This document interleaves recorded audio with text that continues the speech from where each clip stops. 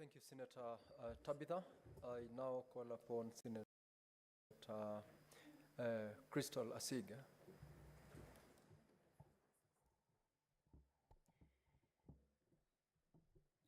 Speaker, thank you so much. As I've been sitting and waiting to contribute to this amendment bill, I've just been trying to look back over the year of 2024 and figure out if I can calculate or remember how many fundraisers I have been requested to participate in. And to be honest, Mr. Speaker, I haven't thought of 1 week so far this year that I have not had to fundraise for one or two or multiple different types of appeals. And more recently, Mr. Speaker, just this month, it was with profound sorrow that I learned the passing of Eunice Kwindwa, formerly of Central Bank of Kenya. She died on Sunday, 3rd of November, and will be buried just this weekend on the 16th in her home county of Tana River. Mr. Speaker, Mama Eunice was the devoted wife of the late Ambassador Fares Kwindwa, EGH EBS, who actually served as Secretary to the Cabinet and Head of Public Service. She was a cherished mother of Sharuti, Kido, Olympia, Abaria, Kirongo, and Maombi. And Mr. Speaker, these 5 children are friends of mine, family friends. We lived together in Mombasa, we schooled together in Mombasa, and it pains me to have to accept that they've lost their father before, the late Ambassador Fares, and now their mother to cancer. And it was just yesterday, actually, when we sat here in this house and considered in the Committee of the Whole the Cancer Prevention Bill. So all of these things put together, and now considering this bill before us, really makes me have mixed feelings about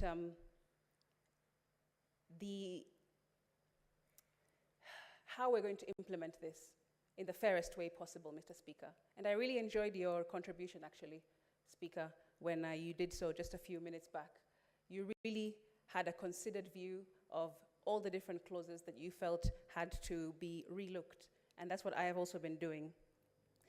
Speaker, I've been thinking about my friends, kids to Mama Eunice, and as we're considering this bill, I'm wondering how we are to, if I was to take this bill, if it was already enacted, for example, how would I speak to my friends and tell them, I'm so sorry for your loss, but before we go any further, we have to make sure that we are complying with the legislation that has been put in place, which requires you to do this, it requires you to do that, it needs licenses, it needs registrations, it needs all sorts, Mr. Speaker, as outlined in the bill.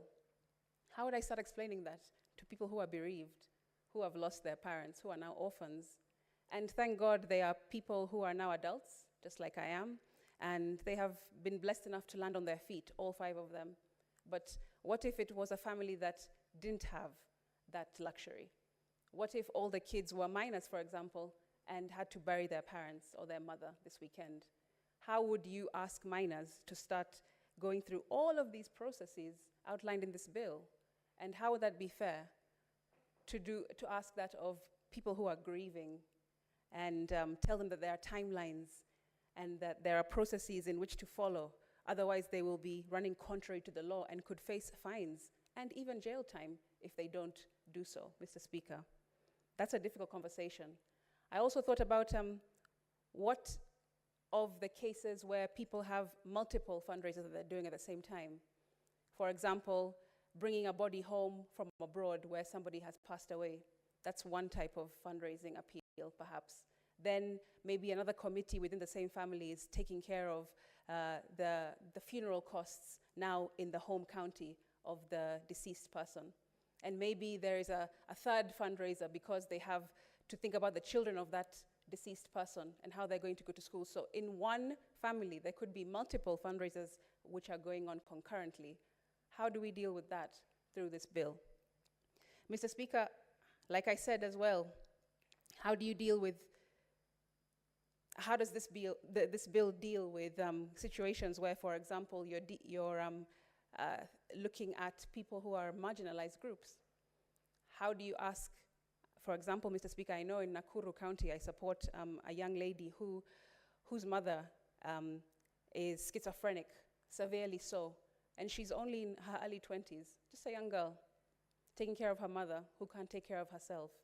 What if in her case, because she needs fundraising which is continuous to get medication for her mother, which is very expensive in light of schizophrenia and those kinds of intellectual disabilities, developmental disabilities, which are also invisible, how do we then convince or support such a situation through this bill? I think there are several things that we haven't really considered about the real life situation of what is going on the ground. And there are some, and I do understand the objectives from the majority leader, which I read through in the preparation of my contribution, which are very noble and, to be honest, very progressive in my view. I just think that we are a democracy that isn't quite there yet because the majority of our population are still very, very needy in many, many ways. If this was Switzerland, or if this was Australia, or if this was the United States, Canada, perhaps we could think about realizing this in the best way possible, but we're not there yet. And I'm not sure that we will be helping, but I think that we might be actually hurting the situation if this bill does not really go through a lot of corrections and a lot of amendments to try and cure some of the issues that have been raised by many senators this evening. Mr. Speaker, we don't want to promote this one objective, which I see here, the culture of dependency. I'm not sure that that's a fair statement because of the kind of society we live in. We are dependent. That's just the fact. It's a reality.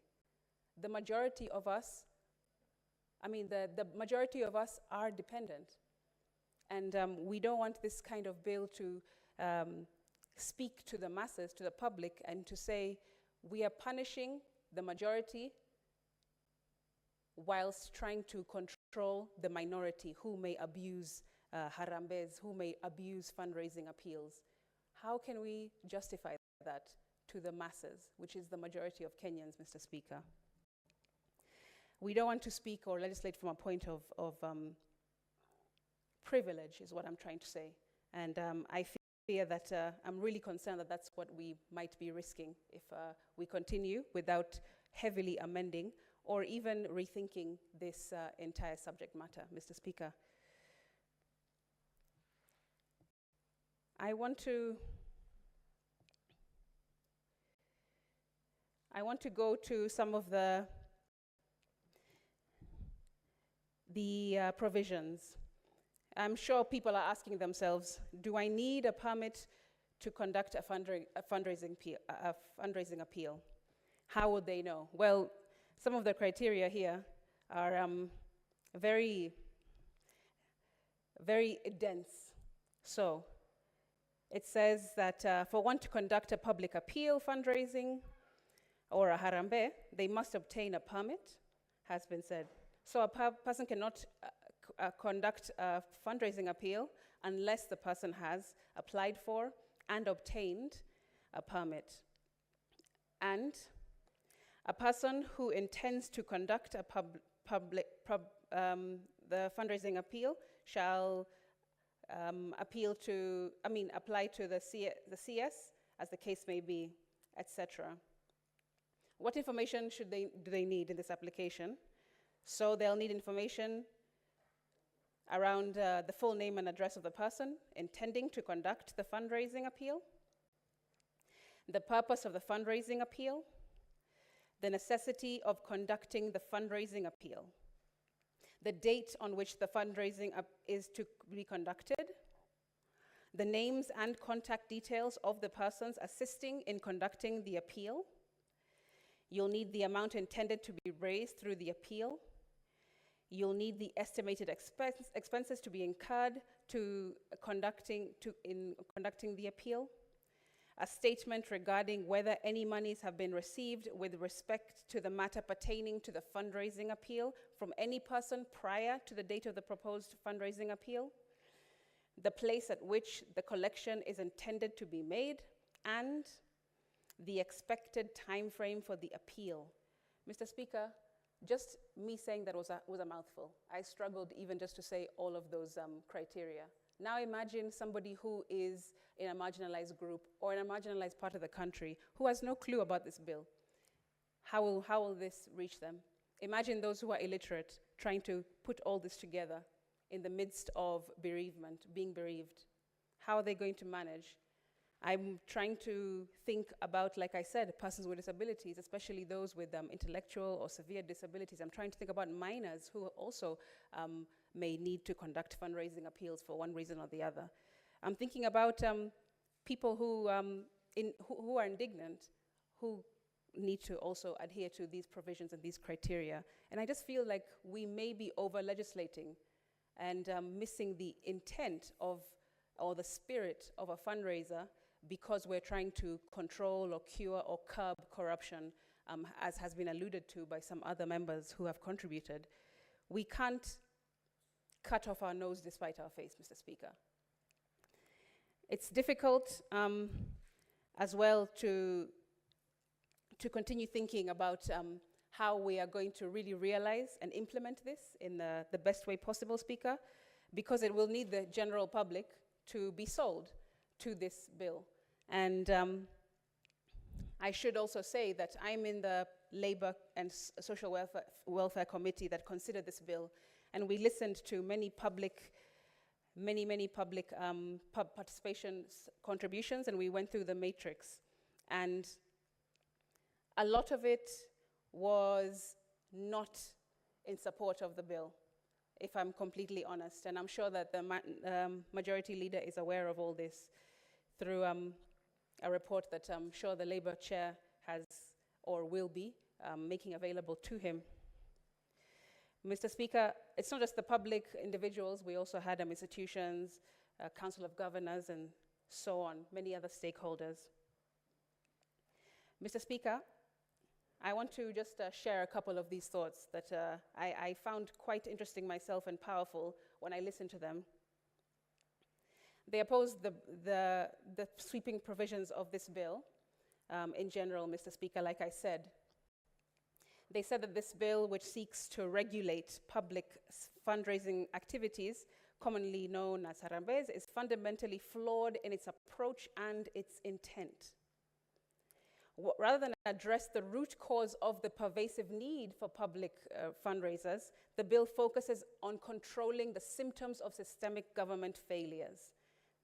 While they acknowledge the need for regulation in specific areas, Speaker, such as fundraising activities involving politicians, especially political aspirants and religious institutions, these citizens believe that the bill in its current form unfairly burdens ordinary citizens who rely on community support to address gaps in essential services by the government.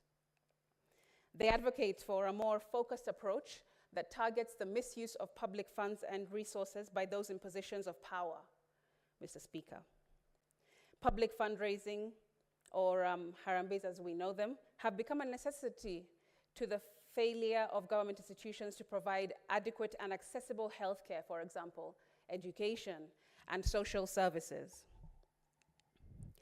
The bill fails to address root cause of harambes, Speaker. The bill doesn't propose any solutions, they say, to reduce the reliance on harambes, nor does it acknowledge the systemic issues that necessitate these fundraisers in the first place. They say that the bill imposes additional regulatory burdens on citizens who are already struggling to meet basic needs, Mr. Speaker, by requiring permits and detailed financial records and imposing penalties for non-compliance. The government is effectively penalizing those who are forced to rely on public goodwill to survive. This is not only unjust, Mr. Speaker, but also very counterproductive. And I could not agree more when I listened to some of these views, Mr. Speaker. You are not curing one problem, but you are exacerbating another. The bill suppresses community solidarity. They told us it undermines the very fabric of our society, where communities come together to support one another in times of need. Ubuntu, Mr. Speaker. That's what African culture is about. That's what Kenyan culture is about. The resources and effort required to enforce this bill would be better spent, Speaker, on addressing the underlying issues of healthcare, of education, and social welfare. Go down to the root. Instead of policing citizens who are trying to help one another, government should strengthen public institution and infrastructure to reduce the need for such fundraising, right? We have to get to the root of the problem, not just deal with the branches and the leaves of a problem. Otherwise, we may be doing an injustice to our people who most need this particular type of community service,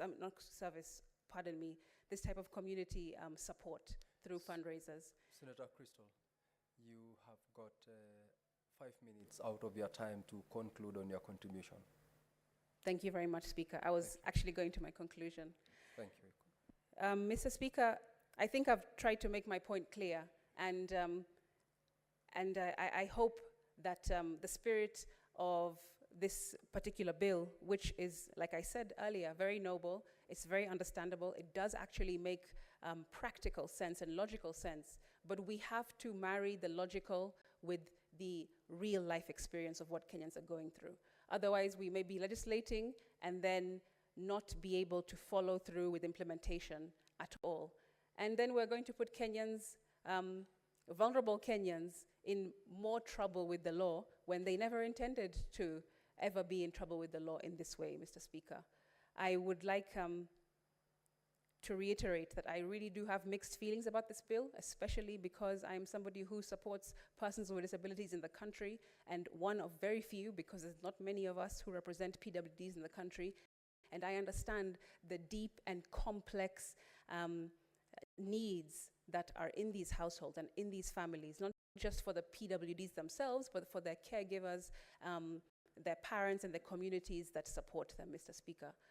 I think that some of these legislations that we come up with in this House and contribute to and debate on and ultimately pass or not pass, Mr. Speaker, we need to start thinking about them holistically and not from a place of privilege and say things like we're trying to reduce dependency in the country. We are dependent.